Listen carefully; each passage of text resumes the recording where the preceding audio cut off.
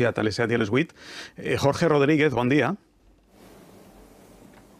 Hola, molt bon dia. Jorge Rodríguez és l'alcalde d'Ontinyent en funcions, que ha revalidat el càrrec amb una nova majoria absoluta en les eleccions de diumenge passat. El 27 de juny, i ara fem un poc de context, de l'any 2018, va ser detingut, juntament amb 4 persones més, en el marc de la coneguda com a Operació Alqueria, quan era president de la Diputació de València, i sota l'acusació de malversació i prevaricació, per una presumpta simulació de contractes d'alta direcció en l'empresa pública d'Ivalterra. Va haver de dimitir. La investigació dels fets ha durat 4 anys. El juí va acabar al novembre passat. En tot aquest temps ha reivindicat la seva innocència. L'Audiència de València ha dictat ja sentència, l'absolució per a ell i per a les altres 13 persones que estaven encausades. L'Audiència de València l'ha absolt. Li dona la raó. Senyor Rodríguez, quin sentiment té? Bueno, jo crec que en primer lloc un sentiment de moltíssima felicitat, no? I d'alleugerament del dolor al llarg d'estos, ja el dic, quasi 5 anys que hem patit. Vulguis o no, el dany ha sigut molt gran i jo crec que ara el primer que sentim és aquest alleugerament i aquest un poc agraïment a que per fi s'hagi fet justícia. Quin cost personal ha tingut per a vostè la instrucció d'esta causa que ha durat això, vora 5 anys? Després parlarem de la política. Bueno, com he dit, el dany personal és irreparable, no? Al final tu el veus com passes de ser una persona d'un cert prestigi a ser un apestat, el veus com la teva família és vilipendiada, no? I el veus com, de sobte, totes aquelles persones que abans es pegaven bofetades per estar al teu costat, en un percentatge molt elevat fugen de tu, no? Per tant, és dolorós, és molt dolorós, i des del punt de vista, diguem, d'esta llarga espera, vulguis o no, quan a tu el demanen 8 anys de presó, uno no pot evitar tindre por, no? I tindre angústia, i d'alguna forma hi ha un dany també psicològic que també és molt complicat de gestionar. I, senyor Rodríguez, l'absolució ha compensat aquest cost personal que ha hagut de pagar?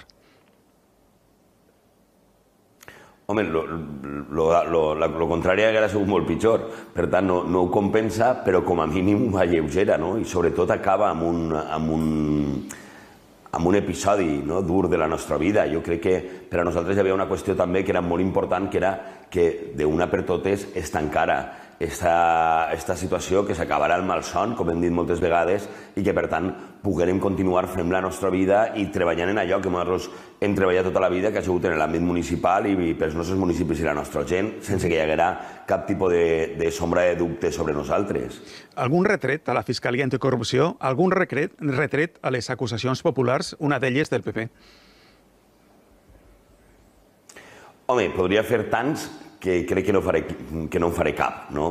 Que jo crec que quan un fiscal decidís que va amargar la vida a 14 persones, hauria estar molt, molt, molt segur d'allò que està buscant, i que des de luego hi ha una qüestió que nosaltres a hores d'ara continuem sense entendre, que és com és possible que per a buscar la documentació d'uns contractes d'alta direcció, que fins i tot estaven penjats a la web de d'Ivalterra, hi haguera que practicar 7 detencions i registrar la Diputació, les nostres cases, els nostres whatsapps, quan a la fi del que s'estava parlant era algo tan senzill i alhora tan complex com si els contractes d'alta direcció tenien o no cabuda dins de l'equip directiu d'una empresa pública.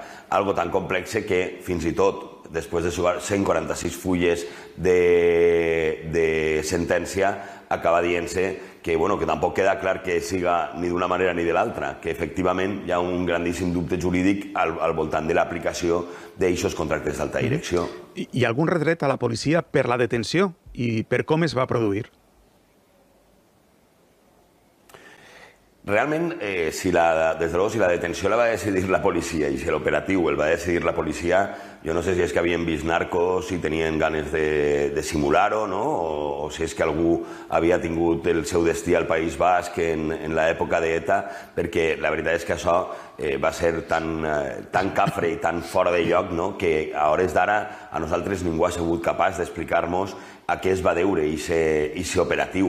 I des de luego, en aquest cas, el retret és que si l'operatiu el va decidir la policia, jo crec que a vegades igual hauria estat millor que tots aquests recursos es destinen a les víctimes de maltractament o a qualsevol altra cosa que a perdre el temps i els diners en gent innocent i que encara que ens haguem volgut investigar no feia falta que ens enviaren als antidisturbios ni res d'això perquè érem gent sobradament coneguda per la nostra bonomia en aquest sentit. Senyor Rodríguez, no és la primera vegada que un cas de presumpta corrupció queda en res després d'una detenció i d'infinitat d'informacions publicades sobre el tema. Segur que té alguna reflexió al voltant? Sí, ahir mateix jo ho comentava, i crec que és una reflexió que s'ha de fer en l'àmbit polític. La primera és el companyerisme. Jo crec que en els partits polítics fa molt de temps que s'ha canviat el companyerisme per el caïnisme, que es pareix però no és el mateix. Després, una reflexió sobre els propis mitjans de comunicació, que donen una veracitat absoluta a allò que diu la Fiscalia i una nul·la veracitat a allò que diem les persones que estem en aquest moment imputades o processades. I, finalment, els propis polítics. Jo crec que en política val el debat, val el contraposar formes de veure la vida, formes de veure la gestió, però que hem arribat a un extrem en el que estem convertint la política en una activitat d'alt risc que des de luego fa que molta gent que podria vindre a la política a aportar lo millor de si arranqui a córrer, perquè ningú té ganes de que li amarguen la vida com ha sigut el nostre cas durant 5 anys. Hem parlat al principi del cost polític que ha tingut per a vostè este cas i la investigació i el juí i la sentència que han tardat 5 anys, però també ha tingut un cost polític. Vostè tenia una carrera prometedora en el PSPB arran de les eleccions de l'any 2015 i va haver de dimitir del càrrec de president de la Diputació de València i també va haver d'abandonar el seu anterior partit. En este informatiu hem escoltat les paraules que va dir ahir Ximo Puig, que és el secretari general del PSPB, que el que va fer amb vostè, que és apartar-lo, estava ben fet. Alguna reflexió? Bueno, jo ninguna. Jo crec que la reflexió la hauria de fer el propi Ximo Puig, ja expresident. En principi, jo el que entenc és que si resulta que els propis partits polítics no creuen en la presumpció d'innocència, estem perduts. Jo el que en aquest cas no vaig entendre no és que al final jo no poguera presentar-me pel Partit Socialista. Això era algo que podia passar complint allò que el propi Partit Socialista havia establert, que era que a la gent se l'expulsava del partit en el moment en el que hi havia una apertura del judici oral, no en el moment en el que estava imputada o en el moment en el que s'obria un secret de sumari que, a més, no va abocar ninguna informació que no es tinguera ja des del primer moment. Per tant, jo la veritat és que sí que he tirat en falta, ho vaig comentar ahir, algo tan senzill i jo crec que tan humà com simplement dir potser ens hem equivocat i potser vam ser excessivament durs i no feia falta. Jo crec que això hauria dit algo molt bo de Ximo Puig, que, això de ser un gran polític, evidentment, d'acord també que la gent ha votat, es veu que no ho és, però jo sí que el tenia per una bona persona i en això sí que ho dubto un poc. L'advocat Manolo Mata, que va ser el número 2 del PSPB, va dir en Twitter ahir que vostè i les 30 persones jutjades per esta causa i també absoltes es mereixen un reconeixement després de l'amargor pel castig extraordinari. I són paraules textuals. Vostè està d'acord amb això? Home, jo crec que com a mínim, com dèiem, és que jo no sé si és un reconeixement. Nosaltres vam tindre, és de veres que nosaltres vam tindre moltíssima sort perquè a nosaltres l'Ontinyent sempre se'ns va creure. Entonces jo crec que això per a nosaltres, tant des d'un punt de vista polític, però encara més des d'un punt de vista personal, és el que realment ens va donar forces per a continuar endavant. Que jo crec que per a nosaltres, diguem, d'alguna manera reconeixement o aquesta restitució ens va vindre donada per la gent del carrer des del primer moment, quan de veres no se sabia ni siquiera que hi havia, perquè nosaltres, quan vam eixir del calabós, realment encara no sabíem ni siquiera de què se'ns estava acusant. La gent d'Ontinyent va eixir en massa a rebre'ns perquè entenia que el que se'ns havia fet era una mala jugada i que eren persones totalment innocents. Entonces, jo crec que més enllà de les restitucions o algunes coses que s'estan parlant, jo crec que lo important per a mi, jo ja el dic, tira més la part humana, perquè jo sempre dic que la part política va i ve. Un avui és alcalde i demà deixa de ser-ho. Un guanya eleccions avui i demà les guanya un altre. Per això està la democràcia. I l'únic que queda, sempre per a mi, és la part humana, no? El demostrar que de veres darrere de les sigles hi ha persones. Entonces, a mi en ocasions el que sí que he tirat en falta és que se'ns tractarà més com a persones i menys com a clínex, que en un moment determinat ja no donàvem una utilitat política, a més podíem perjudicar el projecte en el moment d'eleccions i no sé què, i per tant s'optara per l'estratègia política obviant totalment la humanitat. Senyor Rodríguez, malgrat tot el que va passar, vostè va seguir en la política municipal, va fundar un partit, es deia La Vall ens uneix, ara ens uneix, ha revalidat dos majories absolutes a Ontinyent en 2019 i diumenge passat entenc que, com vostè ha comentat, se sent volgut en el seu poble, però és que al remat el seu partit amarra el diputat provincial que pot fer decantar la balança en la Diputació de València al bloc de la dreta o al bloc de l'esquerra. Ha decidit ja si sumarà a un costat o a un altre i, en tot cas, de què ha de dependre aquesta decisió? En primer lloc, ha de dependre del recompte oficial. Sabeu que fins al, crec recordar, el dimecres de matí, el Ministeri de l'Interior donava el diputat al Partit Popular. Realment ja van fer en el seu moment el nostre recurs i demés i va haver un canvi per part del Ministeri que entenem que serà ratificat en el recompte oficial que, si no m'enganye, serà este divendres, el dia 2, no el dia 5 que he dit. I per tant, a partir d'aquest moment i de tindre la consciència de que sí que tenim aquest diputat és quan començarem a mantenir converses. Senyor Rodríguez, ens queden pocs minuts, però si no té inconvenient, li cedís la paraula als periodistes que avui ens acompanyen en aquesta taula d'anàlisi per a que li facin alguna pregunta que consideren convenients. Alberto Rallo. Sí, bon dia, Rodríguez. Ha parlat abans de la reflexió. Jo volia també aprofundir un poc en aquest assumpte i preguntar-li si el que li ha passat a vostè no invita a una reflexió de tots els partits polítics, però no solament de com tracten els seus afiliats, sinó també de com els casos de corrupció protagonitzen el debat polític.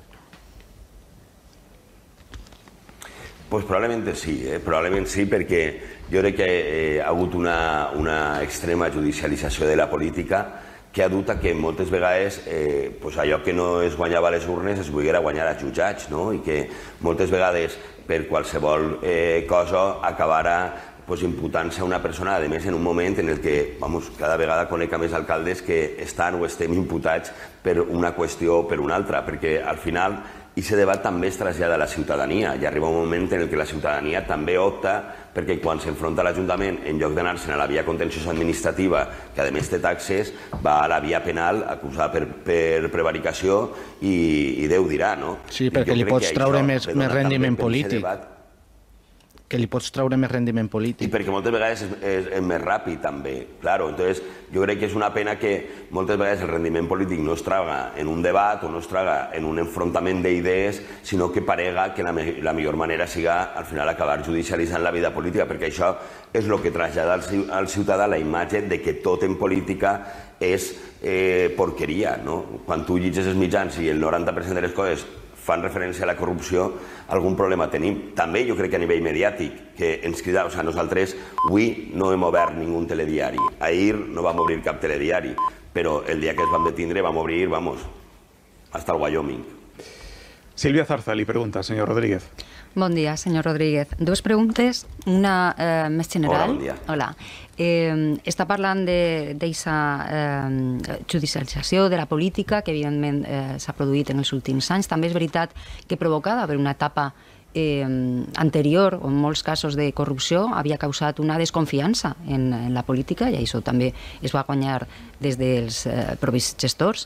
Però volia saber si pensa que el seu cas i la seva absolució servirà per a aprendre alguna lliçó per a tots els sectors que està comentant i canviar o modificar o ser més comprensius en aquestes línies roges que es marquen els mateixos partits. I d'altra banda, és veritat que després, i fins i tot processat, ha tingut vostè un recolzament inapel·lable al seu poble, Ontinyent, i ara mateix, després de les últimes eleccions, més enllà d'Ontinyent. Jo no sé si es planteja continuar agrandint la seva carrera política ara que ha acabat el malson judicial.